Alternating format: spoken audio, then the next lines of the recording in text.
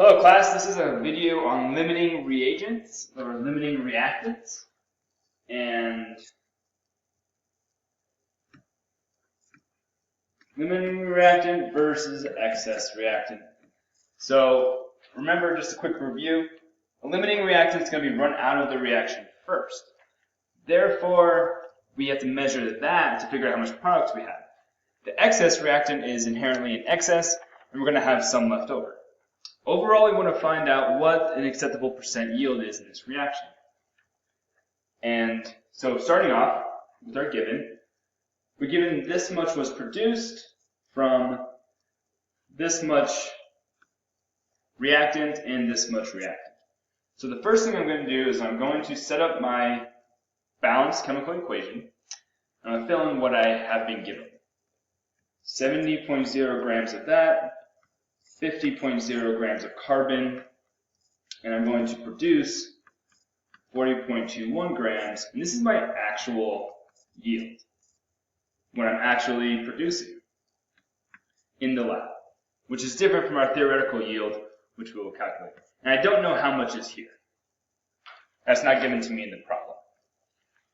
Remember this, right? This produced is very important. This tells us we're going to use the molar ratio between our different compounds to figure out what we have. So now that we're set, to begin to solve the problem, I'm going to need the molar mass. So the first thing I'm going to do is I'm going to use the periodic table to figure out what the molar mass is for each one of my reactants and products. For SiO2, there's 60.8 grams per mole. Carbon, 12 grams per mole. Silicon carbide, 40.1 grams per mole, and then carbon monoxide, 28 grams per mole.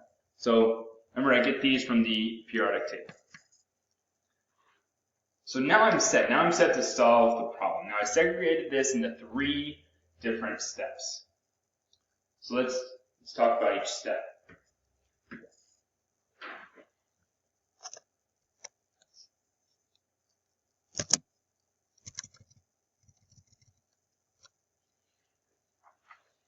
Step 1, we want to find the limiting reactant by calculating the theoretical mass of each reactant and the least amount of product that is produced from the limiting reactant. Okay, so if that's confusing, we want to take both of the things that were given and do the exact same mass-to-mass relationship with our products to see which one creates more. Whatever creates more is in excess. Whatever creates the least is our limiting reagent, or our limiting reactant. So starting off with 70 grams of SiO2, multiplying or dividing by our molar mass.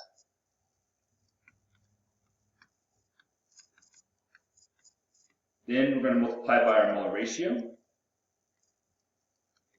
And we're looking for the amount of SiC, our silicon carbide, because that was what was given to us in the actual percent. So we're looking for the theoretical yield.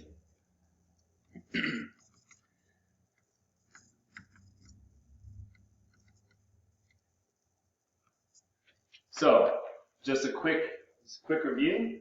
This is what I'm given. This is the molar mass of A, molecule A, what I'm given. This is the molar ratio, and this is the molar mass of B, what I'm trying to find. Therefore, I multiply across the bottom, and divide the top versus the bottom. Plug that in my calculator, and we get 46.516 grams of SiC produced. I'm going to do the same thing here. Now I start with 50 grams of carbon. How much silicon carbide can I create?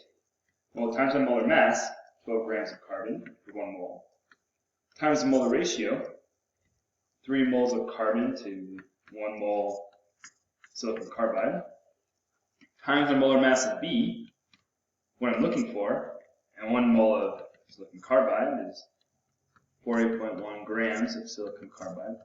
Look and see, pause it right here, figure out the similarities and the differences between these two. Notice that after the molar ratio, it's the same. Therefore, it's the same reaction, the same formula. I calculated it the same way. This reaction produces 50.69 grams of silicon carbide. Now, this least, most, therefore, SiO2 is the limiting reagent, and carbon is the excess reagent. Perfect. So that's the first step. Figure out which one's least, which one's most. This is the one that actually happens. This one on the bottom can't happen because there's not enough silicon carbide. So now we need to find the percent yield, step 2. The percent 2, well, and if you're reading the beginning of the question, I was given 40.21 grams of silicon carbide. That was what was the actual amount in the lab.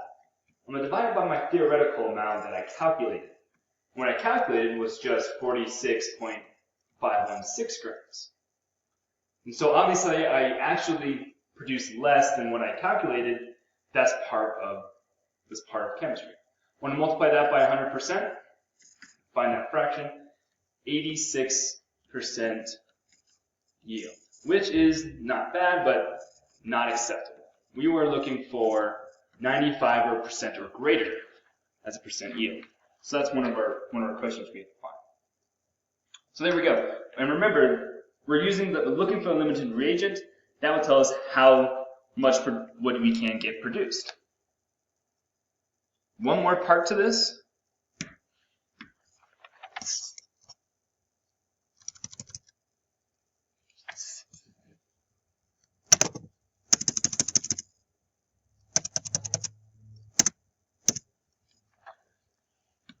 You want to use the limiting reagent and the molar ratio between reactants to calculate what's left over of the excess reactant.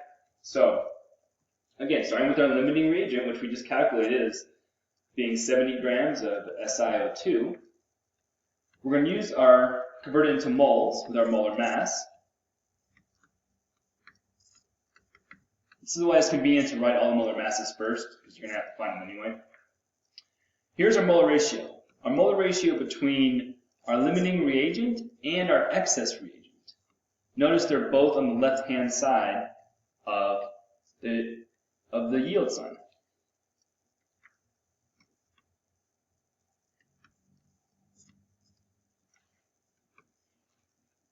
Cool. Again, we want to just multiply across, and multiply on the bottom, and divide. Yielding about 41.94 grams of carbon were used. Now, this is where it gets fun. Given the excess reagent of 50.0 grams of carbon that was given, minus the 41.94 grams of carbon that was used, therefore I should be left with 8.24 grams of carbon is left over. So that did not get reacted. That is part of the excess reactant. Just as a quick note, if you measure that your excess is negative, check your math. I think you might have done something wrong. So when I say I want support for a limited reagent question, this is what I want. I want all 3 of these steps done. I want to know how much is left over, I want to know what the percent yield is, and how much is produced. Okay, great. Rewatch the video, go over it one more time. I'll post another couple of these questions, and let me know if you have any questions from class. Awesome. Have a good day.